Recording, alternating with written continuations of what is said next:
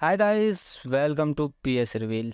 14 जुलाई 2023 को इसरो ने चंद्रयान 3 मिशन लॉन्च किया, जिसका मेन गोल है मून पर सॉफ्ट लैंडिंग कराना, जो कि 2019 में चंद्रयान 2 मिशन के टाइम फेल हो गया था। और अगर इसरो इस मिशन में कामयाब हो जाता है तो भारत वो पहला देश बन जाएगा जो मून के साउथ पोल को एक्सप्लोर करके अर्थ के ओरिजिन के बारे में जान पाएगा। और अब सवाल आता है कि चंद्रयान 3 ये सब कैसे करेगा और क्या क्या चैलेंज आने वाले हैं इस मिशन में। आइए जानते हैं। ये मिशन जितना इंटरेस्टिंग है उतना ही चैलेंजिंग है, क्योंकि चांद पर सॉफ्ट लैंडिंग कराना मार्स पे सॉफ्ट लैंडिंग कराने से भी मुश्किल है। जी हाँ, मार्स जो कि मून से ज़्यादा बड़ा है। और वर्ल्ड में बहुत सारी गवर्नमेंट स्पेस एजेंसीज हैं, लेकिन उनमें से सिर्फ 3 देश रसिया, चाइना और अमेरिका ही हैं जो मून पर सॉफ्ट लैंडिंग करा पाए हैं। जबकि मार्स पर जिन 5 देशों ने मिशन किया है उनमें से 2 ने सेफली लैंड किया है। और मार्स तो मून से काफ़ी दूर है, फिर भी लैंडिंग का सक्सेस रेट 40% है, और वहीं पर मून पर लैंडिंग रेट 27% है। ऐसा इसलिए है क्योंकि किसी भी एयरक्राफ्ट को मार्स तक पहुंचने में 7 महीने लग जाते हैं, और वहीं मून पर सिर्फ 3 दिन में पहुंचा जा सकता है। लेकिन मून पे जाते वक्त कहीं रास्ते में एयरक्राफ्ट का पाथ बिगड़ जाता है तो उसे फिर से करेक्ट पाथ में लाना बहुत मुश्किल हो जाता है, क्योंकि टाइम और डिस्टेंस भी कम है। और अगर टाइम रहते ये ठीक नहीं किया गया तो एयरक्राफ्ट क्रैश हो जाएगा और मिशन ख़त्म हो जाएगा। लेकिन मुश्किलें यहाँ भी ख़त्म नहीं होती, क्योंकि मून पर लैंड कराना भी एक चैलेंजिंग टास्क है। जैसे कि सबको पता है, मून के एटमॉस्फेयर में फ्रिक्शन नहीं है और ग्रेविटी भी कम होने की वजह से लैंडिंग के टाइम सारा लोड थ्रस्टर्स पे आ जाता है। और जब ये पावरफुल थ्रस्टर्स जैसे ही लैंड करने का ट्राई करते हैं, उससे मून की सोल उड़कर एयरक्राफ्ट के सेंसर में चले जाने का खतरा भी बढ़ जाता है, जिससे मिशन भी फेल हो सकता है।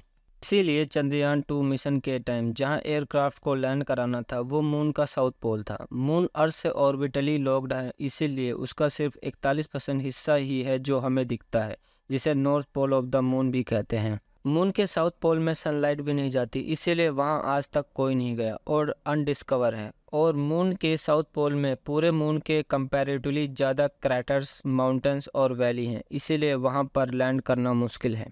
और मून के साउथ पोल पे लैंड कराते टाइम मून के एटमॉस्फेयर का टेम्परेचर ड्रास्टिकली चेंज होता है। मून को अर्थ का चक्कर लगाने में 28 दिन लगते हैं, और जो हिस्सा मून का सनलाइट में रहता है उसका टेम्परेचर 120 डिग्री सेल्सियस रहता है। और वहीं दूसरी तरफ जहां सनलाइट नहीं जाती वहां का टेम्परेचर -230 डिग्री सेल्सियस हो जाता है। और अगर लैंडर साउथ पोल पर एकदम से लैंड हुआ तो टेम्परेचर की डिफरेंस की वजह से एक थर्मल शॉक जनरेट हो सकता है। और अगर ऐसा हुआ तो लैंडर की हालत बिल्कुल इस ग्लास की तरह हो जाएगी। जैसे कि आप देख सकते हैं कि गर्म पानी डालते ही ग्लास टूट गया, ठीक उसी तरह लैंडर के पुर्जे भी टूट जाएंगे और कम्युनिकेशन डिवाइस भी खराब हो जाएंगे। और इतनी सब डिफिकल्टीज को ट्रैक करने के लिए इसरो ने चंद्रयान 3 की लैंडिंग के लिए एक ऐसा स्पॉट ढूंढ निकाला है जहां ना तो कोई क्रैटर्स हैं, ना माउंटेन और ना ही अनइवन टेम्परेचर।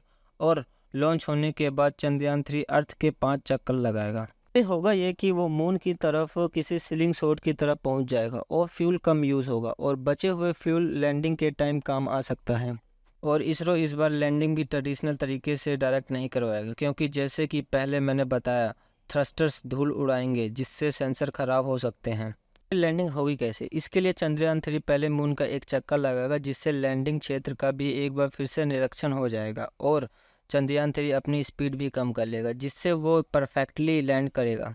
और रही बात कम्युनिकेशन की, तो उसके लिए इसरो चांद की सरफेस की जांच अपने रोवर से कराने वाला है, अपने लैंडर से नहीं। और अपने लैंडर को धूप में खड़ा करके उससे एक अर्थ और रोवर के बीच एक कम्युनिकेशन ब्रिज की तरह यूज़ करने वाला है। अब एक बार सक्सेसफुली लैंड होने के बाद में रोवर को डिप्लॉय किया जाएगा, जो तुरंत लेज़र इंड्यूस ब्रेकडाउन स्पेक्ट्रोस्कोप यानी लिब्स से मून की सोइल में मौजूद अलग अलग केमिकल कंपोनेंट को एक्साइट कर देगा।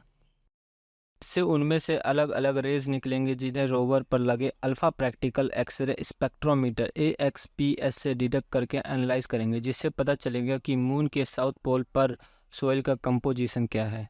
ये पता चल जाएगा। और इसके साथ ही एटमॉस्फेयर इतना थिन क्यों है, इस मिस्ट्री को भी डिकोड कर पाएंगे। पहले तो लोगों को लगता था कि मून का कोई एटमॉस्फेयर नहीं है, लेकिन रिसेंट स्टडी से पता चला है कि मून के 10 किलोमीटर एल्टीट्यूड तक एक बहुत ही थिन आयनोस्फेयर है। एक हल्का सा एटमॉस्फेयर लेयर है जिसका रीज़न किसी को नहीं पता। इसके अलावा मून पर अर्थक्वेक डिटेक्ट करने के लिए लैंडर पर instrument for lunar seismic activity यानी ILSA डिटेक्टर लगाया गया है।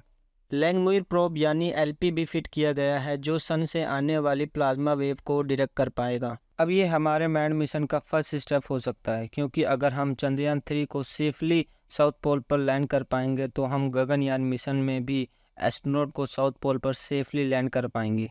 और अगर चंद्रयान 3 मिशन कंप्लीट होता है तो भारत वो पहला देश बन जाएगा जो अर्थ के एवोल्यूशन की थ्योरी को प्रैक्टिकली प्रूव करके दिखा पाएगा। गाइज, अगर आपको वीडियो अच्छी लगे तो लाइक, शेयर और सब्सक्राइब करना मत भूलना। मिलते हैं एक और नई वीडियो के साथ में। जय श्री राम।